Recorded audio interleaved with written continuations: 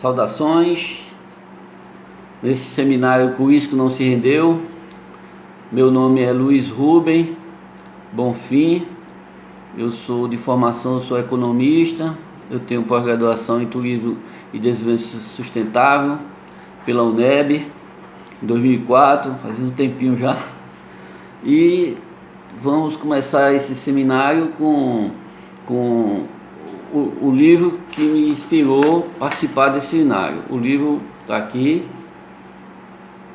fica em espelho, mas o título é Fim do Cangaço às Entregas. Esse livro eu fiz em cima e baseado todo no que a imprensa de Salvador publicou sobre a morte de Curisco e dos boletins oficiais da Polícia Militar da Bahia.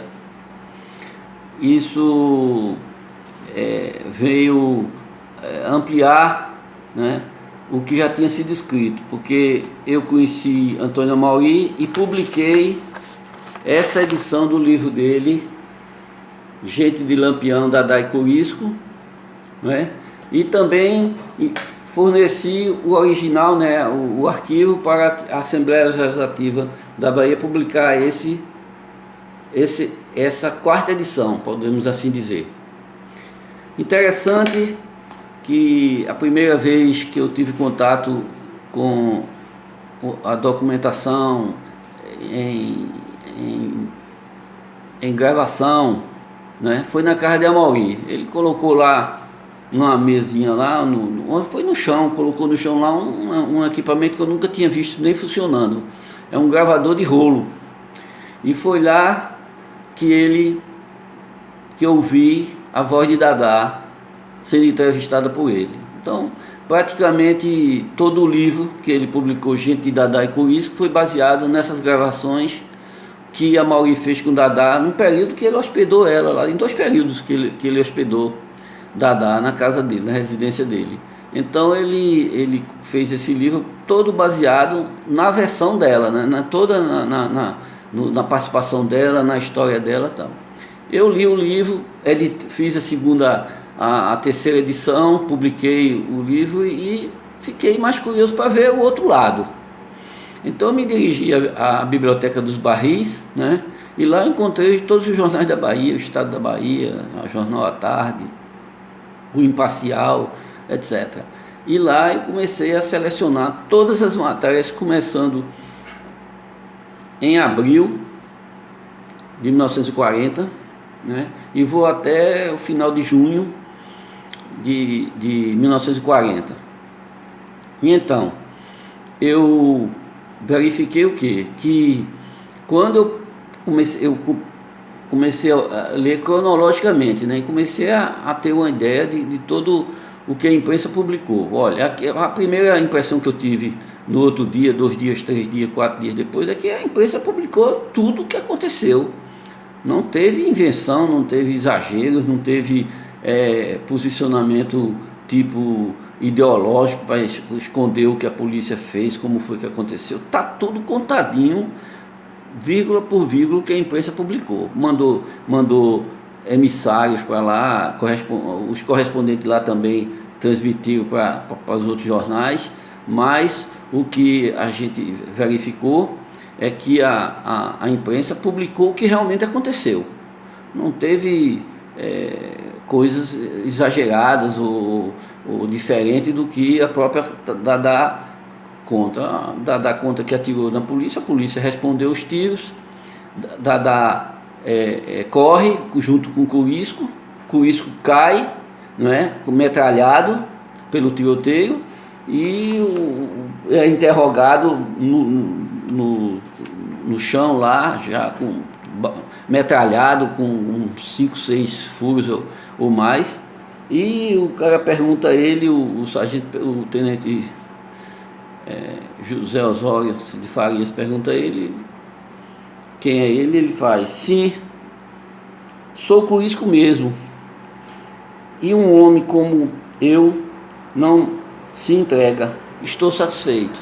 Então foi uma declaração assim bem consciente de quem estava realmente perdido, né? Quem tinha sido derrotado pela consequência de toda uma armação da vida, né? De consequência de tudo o que aconteceu com ele.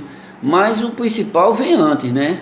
Vem antes, ele planeja fugir, ele tenta enganar a polícia através do cangaceiro Velocidade, né? Velocidade é o contato, né? Se entrega e leva os armamentos de Corisco. Corisco pede um prazo, todo um esquema Corisco fez para escapar da prisão, né? Ele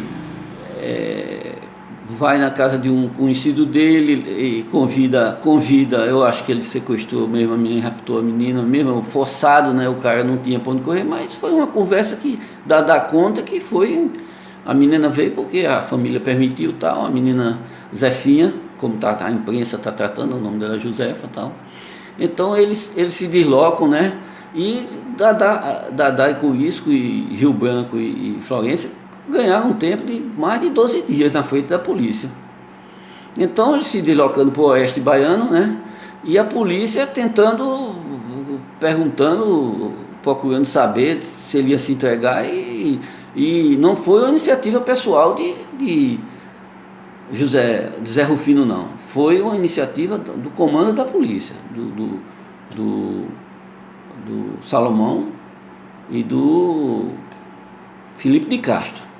Esses caras estavam organizados para perseguir Corisco. Se você ler os relatórios da boletim da Polícia Militar, tá lá bem claro. Olha, eles gastam, para você ter uma ideia, eles gastam em dinheiro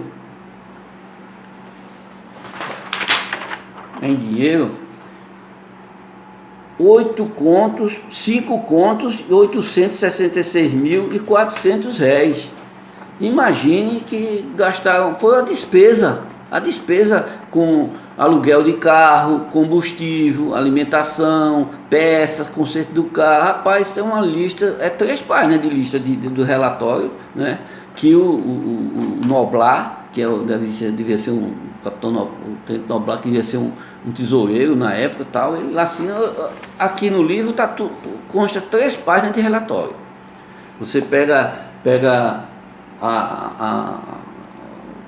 no local que tem despesas para capturar Corisco, está aqui escrito esse relatório detalhado, né, sobre a perseguição a Corisco.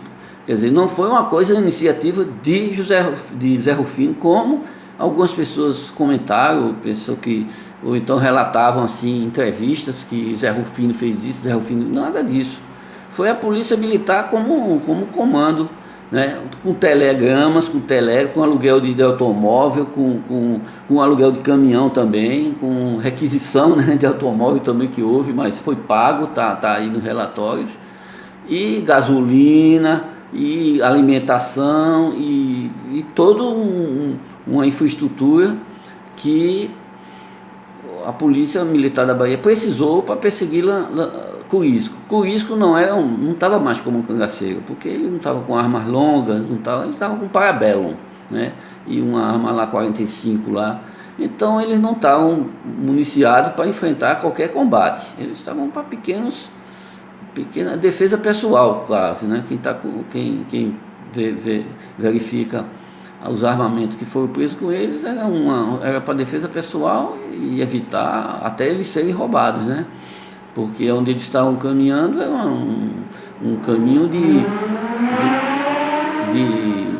romeiros, né? Eles se dirigiam, segundo ele, a Bom Jesus da Lapa.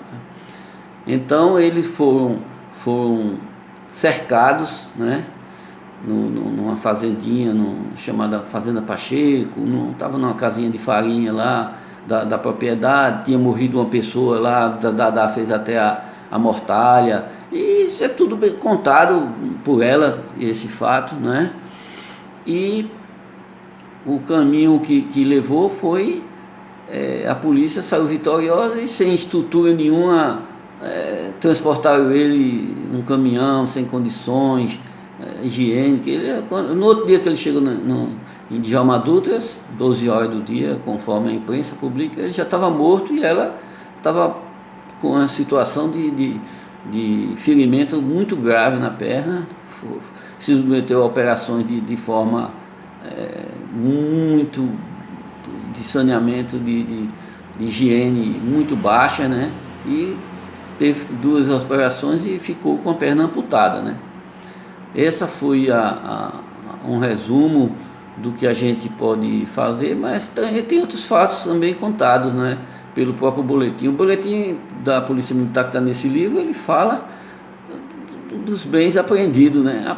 Eu acho que com isso que estava meio pobre, viu? Pela quantidade de um fato engraçado. Ele diz que joga dentro com um livro de orações 16 contos de réis. Aí vem, é ele que assina o documento. Vem Zé Rufino e assina um documento que só encontrou 945 mil réis, quer dizer, 16 vezes menos do que ele mesmo declarou na imprensa, que achou 16 contos jogados. Acho que deve ter sido distribuído lá entre a tropa lá, ou então ele ter ficado para ele.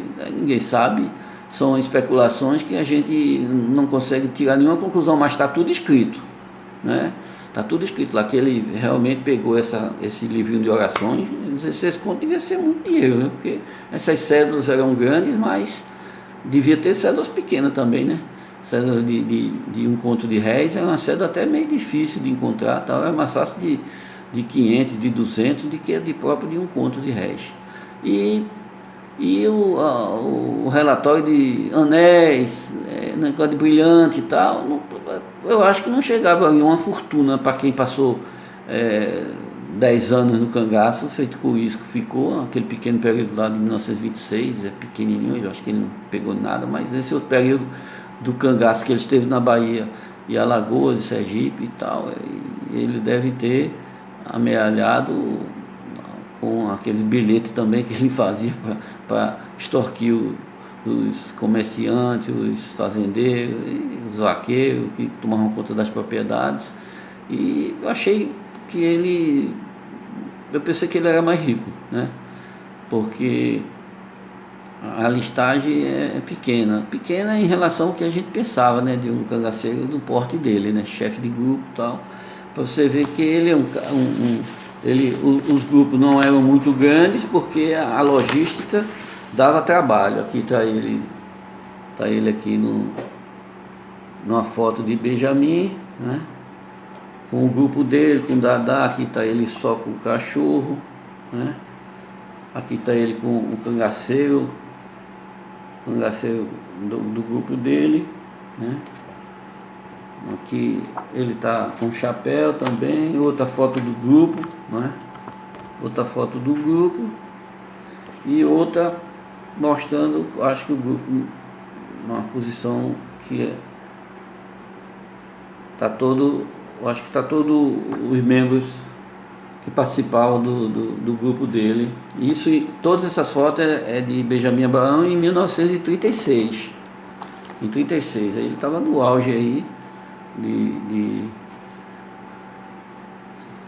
de fama, né? Junto com o Lampião, que ele tinha um grupo forte. O Lampião também tem um grupo desse tamanho também, um pouquinho maior, mas não era tão grande não, porque os grupos de cangaço a partir de 31 começou a subdividir para facilitar a logística de até evitar a polícia e o deslocamento com muita gente e tal. O Lampião foi estratégico. Se houve algum caso entre ele e Lampião, logo em 30 ele estava com um pequeno grupo de 4 pessoas que já estava assaltando fora do grupo de Lampião, que é um grupo bem maior, né? O grupo de Lampião é bem maior, conforme a gente vê nos ataques que ele fez lá,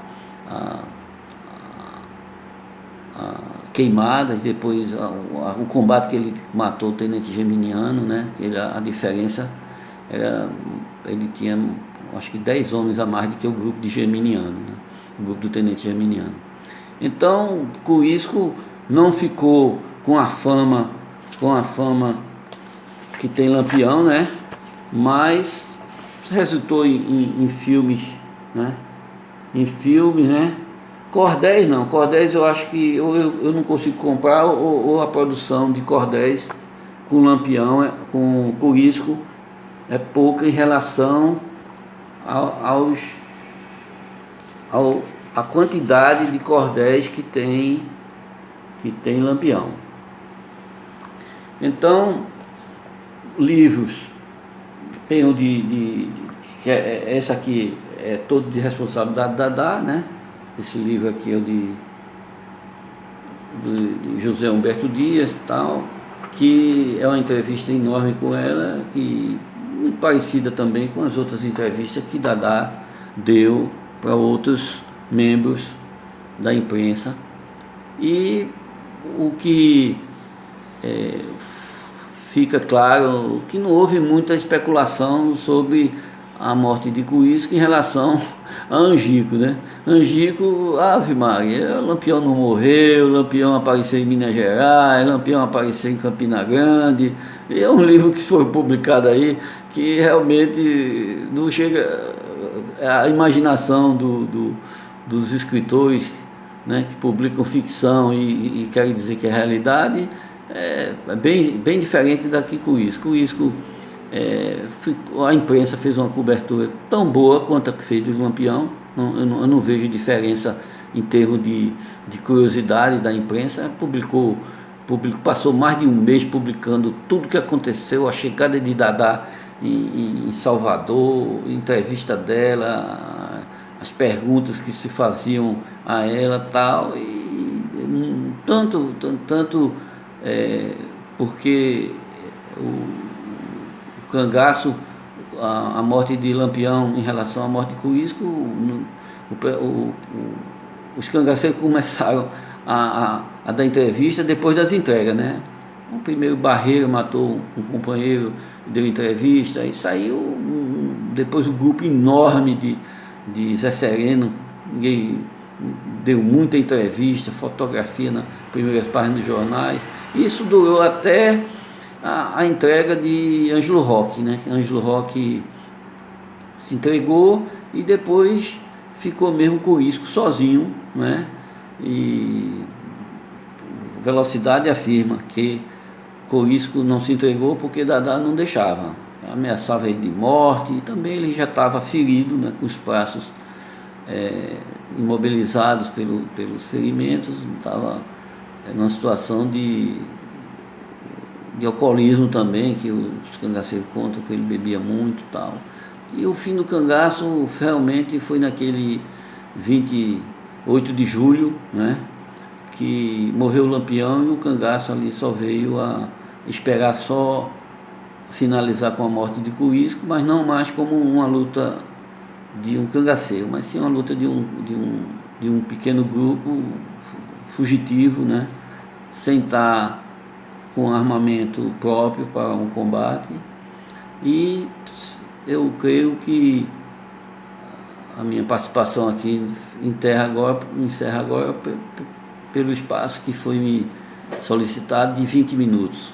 Eu só gostaria que as pessoas tentassem adquirir o livro Fim do Cangaço às Entregas, mas eu não tenho mais para vender. Quem estava vendendo era o professor Pereira, porque esgotou. Eu fiz uma pequena edição, ele comprou toda e ficou vendendo uma segunda edição. E agradeço aqui ter a oportunidade de falar um pouco. E esse assunto é um assunto de um dia falando é pouco, um mês é pouco, um ano é pouco, mas a gente está limitado aqui ao tempo. Um abraço, Manuel Neto, e quero que você tenha muito sucesso nesse seminário.